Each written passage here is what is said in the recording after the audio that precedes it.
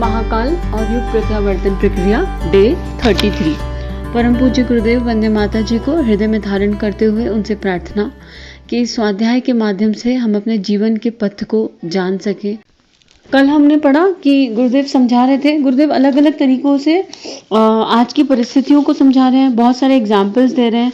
तो अब गुरुदेव रावण के आतंक के बारे में कल समझाए कि रावण कौन है और उसका राज्य, उसके राज्य में कितने सारे लोग हैं और एक से एक वैभवशाली लोग हैं, मतलब एक से एक क्वालिटीज वाले लोग हैं, लेकिन सबके सबका पतन हुआ। क्यों? क्योंकि रावण का राज्य अहंकार, प्रपंच और स्वार्थ से भरा हुआ था।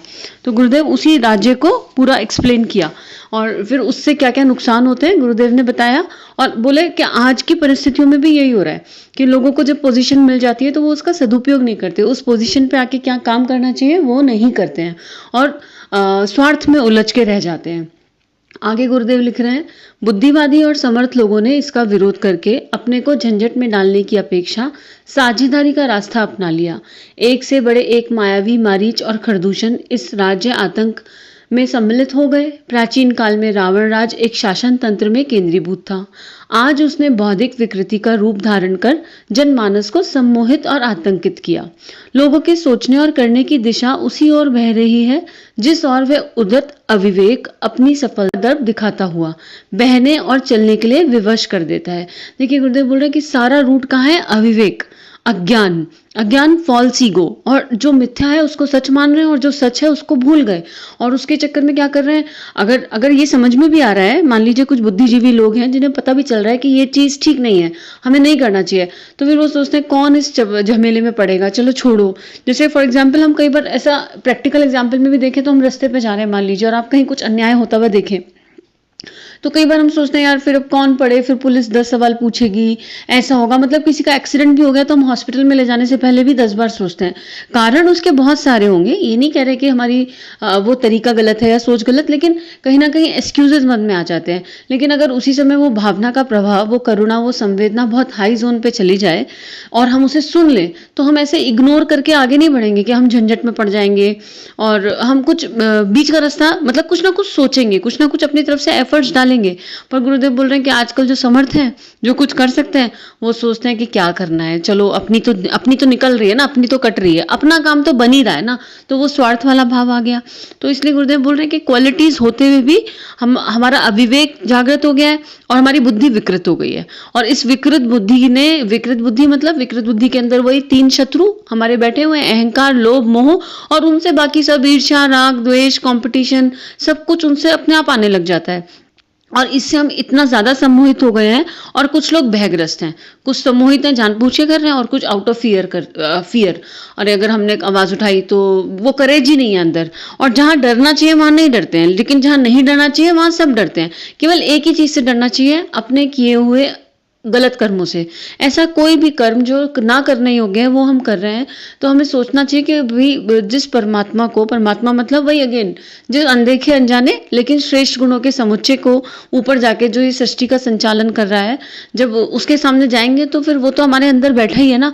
गहना कर्मणो गति एक किताब है गुरुदेव की, और उसमें गुरुदेव ने बहुत सुंदर तरीके से बताया है कि कैसे चित्रगुप्त का जो कॉन्सेप्ट है ना, बहुत सुंदर तरीके से समझाया है कि कैसे हमारा चित्रगुप्त हमारे अंदर ही बैठा है। वो एक पढ़ने और समझने योग्य किताब है और उसके ऑडियो स्वाध्याय भी अवेलेबल हैं गहना कर्मणो गति के। संदीप इसी चैनल पे, संदीप भैया के चैनल पे भी उसके ऑडियो स्वाध्याय अवेलेबल हैं। सुप्रिया दीदी ने उसको समझाया, पर बहुत एक बार समझने वाली किताब है वो। आगे गुरुदेव लिख रहे हैं, लोगों के स्वतंत्र विवेक को खो बैठे अनुपक ढर्रे की लकीर पर अपना जीवन रथ चला रहे हैं, फिर चाहे दुर्गति के गर्त में ही गिरने क्यों न जा रहे हो। आज की भावनात्मक, नैतिक और सामाजिक परिस्थितियों के मूल में लगता है अमूर्त रावण का ही आतंक राज्य प्रतिष्ठापित हो रहा है। देखिए गुरुदेव बोल रहे हैं कि चल रहे जा रहे हैं, अनुपक ढर रहा है, पता है कि ये रास्ता गलत है, फिर भी चले जा रहे हैं। मंजिल का कोई आइडिया नहीं है कि कब जाके गिर जाएंगे, कब टायर पंचर हो जाएगा। ऑब्वियसली अगर हम अनीति पे चल रहे हैं, हमारा रास्ता ठीक नहीं है, तो फिर लॉन्ग टर्म तो रास्ता हो ही नहीं सकता, लेकिन फिर भी हम चले जा रहे हैं और हम अपनी भावनाओं को भी इग्नोर कर रहे हैं जो अच्छी आ रही है। और इसलिए गुरुदेव बोल रहे हैं कि एक तरह का रावण ही है जो दिखाई नहीं पड़ रहा। भाई पहले रावण से लड़ना आसान था, राम जी के लिए रावण से लड़ना आसान था, एटलीस्ट सामने दिख तो रहा है ना कि ये रावण है, इसकी ये आकृति है, इसके ये 10 सिर हैं और ऐसे ऐसे इससे युद्ध करना है, इसके अंदर ये प्रॉब्लम्स, ये डिस्क्वालिटीज हैं जो एक इंसान में, एक मनुष्य में नहीं होनी चाहिए। आजकल का रावण, कुंभकर्ण, दुर्योधन, महाभारत काल का, मतलब ये सब हमारे भीतर ही बैठ गए, तो इनसे लड़ना और कठिन है, क्योंकि पहले आइडेंटिफाई करना पड़ेगा। अब आइडेंटिफाई करना भी तो एक काम है, पहले आइडेंटिफाई करने के लिए पहला स्टेप लेना पड़ेगा कि पहले बैठो, अपने साथ बैठो, देखो, आत्मनिरीक्षण करो, आत्मसमीक्षा करो। और वो जब वो प्रोसेस ही स्टार्ट नहीं होता तो अपने भीतर के रावण को पहचाने कैसे? तो आजकल बड़ा कठिन है इसको समझना। और रावण का सबसे बड़ा सिर अहंकार है, और ये अहंकार के इतने ज्यादा लेयर्स हैं, इतने ज्यादा लेयर्स हैं कि पता ही नहीं चलता सूक्ष्म में कब आ जाए।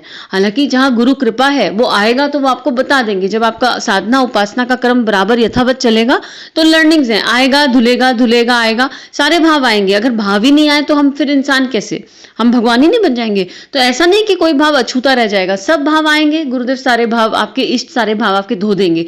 और जब आएंगे तो आप एक्सपीरियंस होगे, अच्छा ये ऐसे भी आ जाता है, अच्छा ये ऐसे भी आ जाता है, तो धीरे धीरे समझ में आता है। लेकिन उसके लिए बैठे तो सही अपने साथ थोड़ी देर, आंखें बंद करके। गुरुदेव ने जो है बड़े सुंदर सूत्र दिए, इसलिए गुरुदेव ने बोला आत्मबोध, पहले ये समझो कि तुम शरीर नहीं, तुम आत्मा हो। फिर चिंतन करो, अच्छा मैं आत्मा हूं तो मेरे फिर क्वालिटीज क्या क्या होने चाहिए, अपने ऊपर चिंतन करो। फिर जब चिंतन करके समझ में आ गया कि ये क्वालिटीज होनी चाहिए और नहीं है, तो अपना अपना सुधार करो, आत्म सुधार करो, उसके स्टेप्स उठाओ, सुधार का एक पूरा टाइम टेबल बनाओ, मुझे ये चीजें अपने अंदर इंप्रूव करनी है। आत्म सुधार हो जाएगा तो आत्मनिर्माण अपने आप हो जाएगा। आत्मनिर्माण हो जाएगा तो फिर आत्मा का विस्तार हो जाएगा। फिर आत्म विस्तार मतलब आपकी आपको सब जगह वो एक परमानंद, वो हर जगह आपकी चेतना का अंश। जैसे हर चीज सूर्य की ऊर्जा का ट्रांसफॉर्मेशन है, बट लेकिन टेबल दिख रही है और पर्सन ए दिख रहा है, पर्सन बी दिख रहा है, बट है तो सब सूर्य की ऊर्जा का ही रिफ्लेक्शन अगर देखा जाए। तो गुरुदेव, इसलिए गुरुदेव बोल रहे हैं, और उन सबके लिए सबसे पहला स्टेप क्या है? उपासना। बैठो अपने साथ थोड़ी देर, इष्ट मंत्र के जप को जपो, आप किसी भी फॉर्म में करो, मंत्र जप करो या मेडिटेशन करो, ध्यान करो, बट थोड़ी देर अपने साथ बैठो। Whatever your form of prayer is, start doing that right now. This is the moment. अभी से उसे करेंगे तो रास्ते अपने आप खुलते चले जाएंगे। आगे गुरुदेव बोल रहे हैं, प्रकाश का उपास करने वाले, अंधकार में सुख संतोष मनाने वाले निशाचरों की सेना वर्षा के उद्भिज की तरह दिन दूनी रात चौगनी बढ़ती चली जा रही है। इन परिस्थितियों में मानवता को स्वतंत्र होना ही पड़ेगा। दुख, दारिद्र्य और शोक संताप ही तो रावण राज्य की उपलब्धियां हैं। अब देखिए इस रावण राज्य की उपलब्धियां क्या है? एक तो निशाचरों की सेना बढ़ती जा रही है, नेगेटिव थिंकिंग चारों तरफ इतनी ज्यादा हो गई है कि नेगेटिव बात अगर कहीं से कोई न्यूज मिल जाए तो एकदम सरलता से उस पर भरोसा कर लेंगे। कोई आके कोई सच्ची बात बताएगा तो उस पर 10 बार डिग करेंगे, अच्छा ये वाकई में हुआ है, उस पर डाउट करेंगे। लेकिन कोई आके कोई नेगेटिव बात बोल देगा तो एकदम आंख बंद करके विश्वास। तो नेगेटिविटी इतनी हावी हो गई है, और रावण राज्य में क्या होगा? दुखी होगा। अभी अपने आप से पूछिए, क्या मैं खुश हूं, क्या मैं प्रसन्न हूं? और फिर अगर आपको, फिर आप अपने आप को उत्तर देना है। अगर आपको उत्तर मिलता है हाँ मैं प्रसन्न हूं, तो पूछिए कितनी देर के लिए मैं प्रसन्न हूं? क्या मुझे परमानेंट प्रसन्नता मिल गई है? क्या permanent I am eternal happiness मिल गई है? अभी बाहर कुछ भी हो, मेरे को कोई फर्क नहीं पड़ने वाला, अंदर कुछ भी हो कोई फर्क नहीं पड़ने वाला, मेरा चिंतन सकारात्मक है, पॉजिटिव है। मुझे ये पता है कि मेरा role play as an individual on soul level क्या है। ये अपने आप से करने लायक प्रश्न हमें पूछना चाहिए। लेकिन जब ये बात करते हैं हम अपने आप से, तो हम सुख को टेम्परेरी पाते हैं, परमानेंट सुख नजर ही नहीं आता कि कहाँ है। क्योंकि अपने आप से ये प्रश्न पूछे नहीं कि हम भाग तो रहे हैं, हम क्यों भाग रहे हैं, किस चीज के लिए भाग रहे हैं। अभी किसी से भी पूछो कि आप क्या करना चाहते हो? अच्छा मुझे ये XYZ बनना है, ये बन के क्या करोगे? अच्छा मुझे वो करना है, फिर वो बन के क्या करोगे? मुझे ये प्रसन्नता पानी है। लेकिन उस प्रसन्नता को पाने के लिए कितनी लंबी यात्रा, वो तो यहाँ बैठे बैठे अभी भी मिल सकती है। वो एक क्वेश्चन अपने आप से करने लायक क्वेश्चन है डेली। जैसे मैं कौन हूं ये करने लायक है ना। हालांकि इस प्रसन्नता में भी जब ये क्वेश्चन हम करते हैं कि हम खुश हैं, तब भी हम अल्टीमेटली रूट पे वहीं पहुंचेंगे कि मैं हूं कौन, व्हाट एम आई। आगे गुरुदेव लिख रहे हैं, मनुष्य मूर्ख तो है पर विचार शून्य नहीं। लोगों में से डरपोक तो बहुत हैं, पर साहस और शौर्य की सर्वथा अंत कभी नहीं होता। स्वार्थी और संकीर्ण स्तर वालों का बाहुल्य सदा रहा है, पर लोक मंगल को जीवन का लक्ष्य बनाने वाले सत्पुरुषों से धरती माता की गोदी सर्वथा सूनी नहीं होती।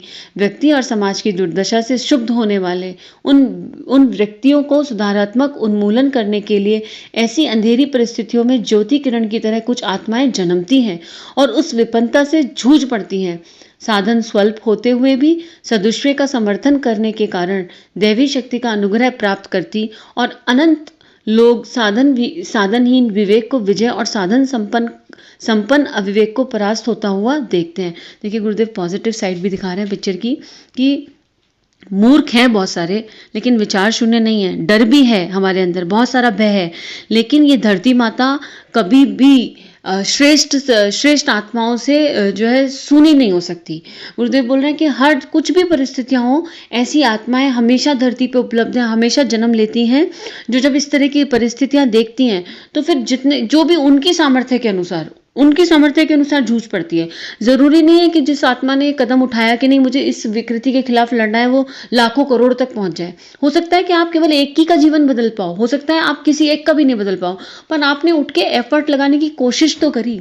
अगर आपके एफर्ट से किसी का जीवन बदल गया तो वो प्रभु इच्छा।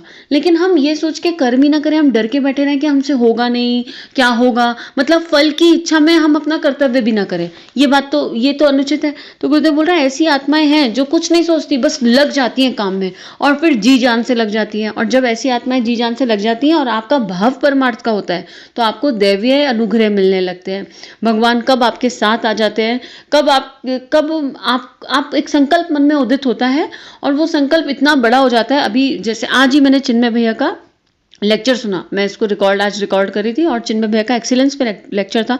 इतनी अच्छी स्टोरी उसमें थी, संकल्प की बात उसमें थी कि एक लेडी थी, वो सब्जी बेचती थी उनके हस्बैंड की डेथ हो गई। उनके 4 बच्चे थे, सबसे छोटा 3 महीने का था और डेथ इसलिए हुई कि कोई इन्फेक्शन हो गया था और उनको डॉक्टर अवेलेबल नहीं हुआ था राइट टाइम पे। तो उनके मन में एक संकल्प उठा कि उनको अपने गांव में एक हॉस्पिटल खोलना है। अब सब लोगों ने बहुत मजाक बनाई, बहुत हंसे कि भाई तुम सब्जी बेचती हो, तुम्हारे को यही नहीं पता तुम 4 बच्चों को कैसे पालोगी और तुम सपना देख रही हो डॉक्टर हॉस्पिटल खोलने का।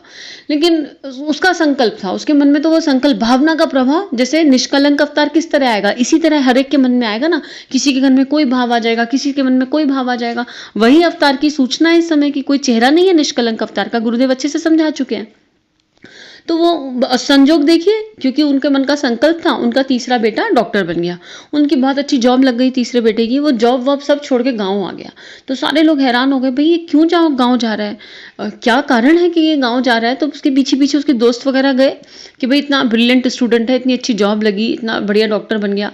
और जब वो गए तो उन सबकी आंखों में पानी आ गया, उनके आंसू आ गए जब उन्होंने सुना। वो लेडी ने पूरी जिंदगी लगा दी, अपने लिए एक साड़ी नहीं खरीदी, अपने लिए कोई ऐसा सामान नहीं खरीदा, बेसिक रिक्वायरमेंट के साथ अपना जीवन जिया और वो 20,000 रुपए जोड़ पाई वो लेडी, 20,000 रुपीज हॉस्पिटल के लिए। अब 20,000 में हॉस्पिटल कैसे खुलता है। लेकिन जब उसकी स्टोरी पता चली तो किसी ने जमीन दे दी कि भैया तुम ये जमीन ले लो, हमें एक पैसा नहीं चाहिए, तुम इस पर हॉस्पिटल खोल लो। बिल्डर ने बोला मैं फ्री में निर्माण कर दूंगा, इलेक्ट्रीशियन, प्लम्बर, सारे के सारे हाथ एक साथ आगे आ गए। एक संकल्प ने, एक लेडी के मन में संकल्प उठा और वो संकल्प परमार्थ का था। हॉस्पिटल, मतलब उस हॉस्पिटल का नाम भी मैंने बोला कि hospital by human for human.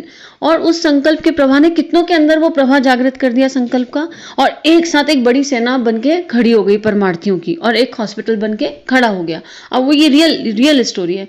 तो ऐसे ही हमारे अंदर प्रभा आते हैं, लेकिन हम उनको सुन रहे हैं या हम उनको इग्नोर कर रहे हैं, हम जान रहे हैं या नहीं जान रहे।